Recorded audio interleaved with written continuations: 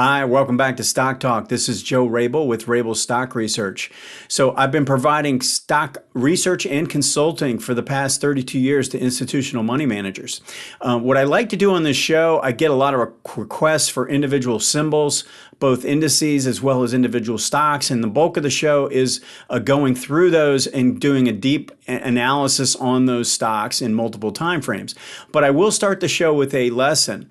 So if you have any specific questions that you have, I could include it in as a lesson if I can make that work. And I had that happen with one of my subscribers. He had heard this phrase, the difference between a breakdown and a shakeout. And so I want to do a quick lesson on the difference between the two. So let's just go to the agenda. So we're talking about the opportunity to buy a shakeout formation, which I believe is actually good weakness. But in order to do that, we're going to have to understand price structure, especially on the smaller time frame. And again, we're going to need to use multiple time frames because what we're looking for is a pattern where we look like we're breaking down on the smaller time frame, but we're really pulling back into major support on the higher time frame. So let's go ahead and get into this lesson. I think it'll make a lot more sense to you. Okay, so as I start this lesson, I actually want to start with the point and figure charts. When I started in the business, I updated 300 point and figure charts by hand every night, and one of our favorite patterns was a shakeout formation. All right. And as I talk about the difference between a shakeout and a breakdown, I think seeing it on a point and figure basis first will give you a good visualization of what we're trying to identify. And then I'm going to go to the bar charts and show you how I go about doing it now without the use of point and figures. So if we look at what happened here, we had this drop, pretty violent drop, and then we moved up and we actually had a little mini sell signal, which took place above the support line. Remember, when we turn up from a low on a point and figure basis, they use a 45-degree angle and just start drawing a trend line in place. Now, there's different ways to do that. Some would go ahead and just draw in the trend line once you make a higher low like that. But having this in place, and this is what I was using way back at that point, you could consider this a shakeout formation, but I don't like it as much because it's below the downtrend line. I actually want to see, when I see a shakeout formation, I want to see a move that takes place where we're in an uptrend and we get this drop. You see how this is just a straight line to the downside, and it's basically just shaking out weak holders. We make a lower low on a point and figure basis and then immediately reverse back to the upside. So there's no price structure to the reversal. It's not making lower highs and lower lows. It just kind of drops off, and it does it off of a double top and then immediately drops. And I noticed this formation when we have a double top like this and then it drops and takes out this low. This is a pretty bullish formation, especially when it happens above the trend line, the major trend line. So let's look at a different example. Look at Bank America. If you notice here, we have this same uptrend. We have a uptrend in place with this trend line. It doesn't give a sell signal. That means where we take out a lower, make a lower low until we get to here. And if you notice how this played out, it actually showed some signs. And I'm going to show you some signs on the bar chart with the momentum that gave us some pretty strong indications there was a reversal potentially developing here. But if you notice, we took out this low, and then we made a lower high, and then we made a lower low, and then we made another lower high, and then we came down and made a lower low. We had pretty good price structure before we even broke the trend line. We had some problems developing on a structural basis because we were making lower highs and lower lows off the peak. And that's happening above the trend line, but it's given us an indication that that trend line this is probably not the kind of weakness we want to be buying. Now, let's switch over to EOG on a bar chart. All right, so I'm going to reference the same area. This pullback is that same right here is the same shakeout formation that I was talking about on the point and figure chart. Now, you see this drop here. It breaks this smaller trend line right here. But if you notice the way it did it without any structure change. It just dropped. It just instantly dropped off the high and then came right back up. And if you think about it, instead of making a lower high, it turned down, made a higher low, and then turned back up. So we got a lot of confidence here that this was turning back to the upside. But if you look at it from a bigger picture standpoint, you could know ahead of time that there's something going on here. And that is we get the drop off the upside. We did break the 18 and the 40 week, but look at what we did. We came down to the 18-month line, which happens to coincide with this long-term trend line. So I can do that on this time frame, and I can see that the trend line and the 18-month are basically one and the same. And so when I see that, I'm on the lookout. I want to be a buyer of this kind of weakness. This is good weakness to me because it's above the major trend. I've got a monthly here and a weekly here. I've got a single leg drop to the downside, which is essentially shaking out weak holders. But I don't have a break of the trend. I just have a kind of a long, just a quick flush to the downside and no reversal of the pattern. So if you notice also, let's just take a look at this. You see this peak? We have confirmation on a MACD basis. ADX is confirming by staying above 25 during the peak. So I don't view this as something that's deteriorating off the top. It had pretty good momentum going into it, and then we get a flush to the downside. You hold the major trend line. This is the kind of weakness we want to be on the lookout for. Now, the shakeout actually took place here on this drop. When we make the higher low, this is where you could be a little bit more aggressive when you think about it, because we're coming down into these moving averages that are coming together, and MACD is holding the zero line. So we turn back up. I would view this as this overall pattern is more of a shakeout, not necessarily looking to buy right off the low. Because of the way it did it and because it was so violent, we probably want to get a little bit more confirmation. But the fact is that it had a pretty attractive look to it. It's a stock to buy on weakness. If we look at the difference between this and what happened in Bank America, look at what this did. Here's the trend line. We break the trend line here. But going into that, there were some indications on a momentum basis that there was trouble brewing. Remember, EOG had confirmation to the upside. This one actually had a divergence in MACD, and look at how the ADX could not get above 25. I've talked about this. I've done a couple lessons on this. When ADX cannot get above 25 as we're making a new peak after confirming on the way up, then we should be on the lookout for a reversal. But we don't just guess. You know, we have to wait for price to tell us this. So we break the trend line, and then we come back and test. And then is this turning down from here? And we make a 2. So 1 is the break of the trend line, 2 is the test. Once we've tested this high, you could start to think that there's trouble brewing here and that there's a reversal likely coming. So we're starting to see problems in the price structure. Right? Price structure, even before we break the 18-month line. But if you notice, we basically just came down and broke that. And that all happened prior to breaking the uptrend line on the point and finger chart. So we get these signs that the momentum is slowing. Then we get the trend line break. Then we get the reversal in the price structure, the 1, 2, 3 to the downside. And this is a breakdown in the pattern. This is not a shakeout. So this drop to the downside is more confirming evidence of a break is coming as opposed to an opportunity. So that's the difference between a shakeout pattern and a breakdown pattern. You have to know you have to know the price structure. You got to be on the lookout at the higher time frame. You got to look at the bigger picture trend line. You got to look at all of these things. Usually the 18-month will give you a really good indication. If you're looking at a weekly and a monthly, you want to go to that monthly and see what type of price action is taking place. And if it's showing signs of a reversal, then you want to be, you sort of want to believe that this is not going to hold. So hopefully this gives you a better idea of how to buy good weakness and how to be on the lookout for the shakeout pattern when it develops. Let's go ahead and get into the individual symbols now.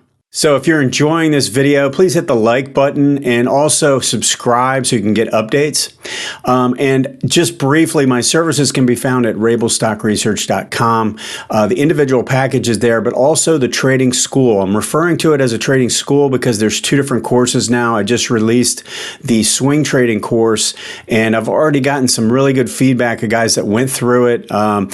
Actually, because the trades are happening more quickly, I'm getting pretty positive feedback in terms of how you can get in and get out. So anyway, if you have an interest, go ahead and go to rabelstockresearch.com/services. Let's go to the individual stock requests that came through. Okay, so as we move into the symbols, I'm going to start with IWM. Now, just so you know, I every now and again I'll do this spider on this show, but I do a update on my YouTube channel for the S&P on Friday morning. So if you're interested, you can always check that out. So let's look at this IWM because to me, this is something we really got to watch closely. I think this is the key to what we should be what we should be watching right now. And the reason is that it's very rare for the market to do anything significant to the upside when the IWM is underperforming the S&P. So here this black line is showing when it's dropping, this means that this index is underperforming the S&P. So it's the IWM to the S&P, basically IWM divided by the S&P. And when this line is dropping, it means it's underperforming. When it's rising, it means it's outperforming. So we want to watch this and we want to keep an eye on it. Now, it doesn't mean that the S&P can't break out because the S&P was right up against the highs and it started dropping down. It doesn't mean it can't break out, but for it to break out and have a meaningful directional move where there's a lot of participation, you're going to need to see this act better. This line's got to act better. And I followed this. One of my clients for 30 years is a small cap growth manager. So I was constantly watching this for 30 years. I basically watched this relationship to see. And I can tell you for a fact that when this is declining, it's usually not a great environment. And I say the word usually because there's no absolutes in this market, but I go by probabilities, and it's really hard to expect a dynamic move to the upside in the general market when this line is declining. So we can see the overall pattern. It failed at the 18-month. The MACD is trying to slip down through the monthly zero line. And then we have this sideways consolidation, which has shown no strength whatsoever on the weekly. Look at how this rally took place. This is supposed to be a rally in this index.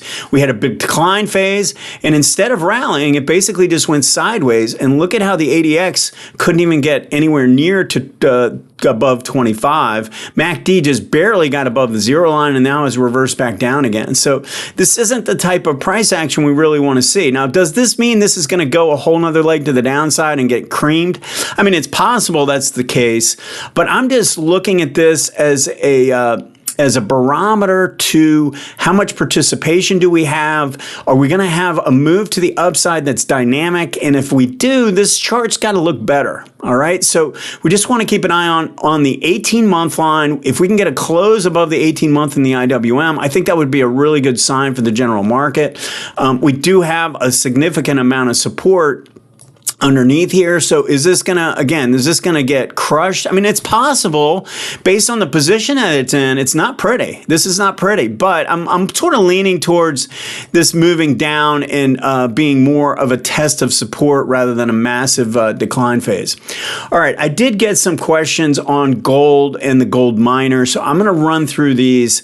So first off, if we think about the shakeout formation, right? Look at this move. This is the monthly chart. So let's zero in on this for a second. So if you notice what happened, we made this move and then look at this drop and we took out this prior low. Look at how violent this was, but it was a single leg to the downside. Do you see how there's no price structure to the downside? It's just a single leg. All right. Now, I'm sure you're asking, yeah, but this is the 18-month we're breaking. Okay, so what do we do in this instance? Well, what I like to do is go up another time frame. Let's look at the quarterly chart. Look at what this did. This found support at the 18-month line. Look at MACD. It held the signal line. Look at how strong the ADX is, and green DI is holding above 25. This is actually a mega trend to the upside, I believe. It's not just your standard long-term trend. It's actually a massive trend, a bigger trend using a quarterly and a monthly. So we had this shakeout formation to 150, and it looked like a breakdown on this time frame. But in reality, it was coming back to the zero line. We showed no sign of sellers, and on the quarterly chart, it basically came down to the 18 MA. All right. So as long as you have this perspective, we know that the bias is to the upside in the bigger picture time frame. So this is very, very bullish. Now, what's bothering me a little bit about this is that if you go long right now, you've got this little air pocket here, right? If you're getting long here and you're up against these prior highs, you've got this air pocket that you could drop down. You could drop down almost 20 points and not break the 18-month line, right? I mean, we're at 190 essentially, and that's at 171. So we're talking about 18 points that you can fall and still be above the trend on the monthly chart. So hopefully the person who brought this up, I know as a subscriber, I know he's long this, and if you got long off of this higher pivot low on the weekly, you know what I would do is kind of divide it up into two positions. I would take some profits here, not go crazy, because we know the bigger picture pattern could be very pretty exciting in the bigger picture, but you also don't want to leave open the possibility that something changes and that we have a really good trade that turns into a loss. So you take a minor profit, potentially a quarter or a third, and then I would trade the bigger picture and give it a lot of room. One thing we know is that we could have some kind of a movement back that doesn't change anything in that bigger picture. So just be aware of that, and then be on the lookout on the individual stocks for the setups. Okay, let's look at silver. Silver is the same thing. It's a little bit weaker, but it is the same concept. We came back, we broke this level, right? Let's look at the quarterly just so we can see and compare. See how it wasn't quite as strong and developed to the upside, but we generally held that 18-month line, which was rising. It basically closed below it 1 month and then turned right back above. But we have a rising quarterly line. The MACD held. We don't have the same kind of strength on a ADX basis, but the DI is pretty good. So I think that's a really good sign for this. What I would be on the lookout for, now this doesn't have as much risk because it's not up against the old highs. So you could look for little pullbacks in the silver stocks if you wanted, or in this, and it wouldn't take very much to set up a potential buying opportunity, because again, we're not looking at as much risk as we are in the gold right now. And I do believe if gold is going to make a big move, that silver is going to play along with it. And it could have a boomerang effect where it starts out as a laggard and then kicks into gear. Okay, let's look at the miners real quick. Same pattern. It's a little weaker. It looks a little bit more like silver, these do, but we've got this area that came back and held. It was more of a shakeout formation, but a little bit weaker, and it's taking a little bit more time to get going. We're starting to see some momentum show up on the weekly chart. We're getting really nice follow through this morning as this starts to break out. So I think these are all really good signs. I think in the near term, we're going to make a run up towards 40 is my guess based on the new momentum that's come in. Look at the daily. You see the momentum here. We had a move to the upside. Let me reset this.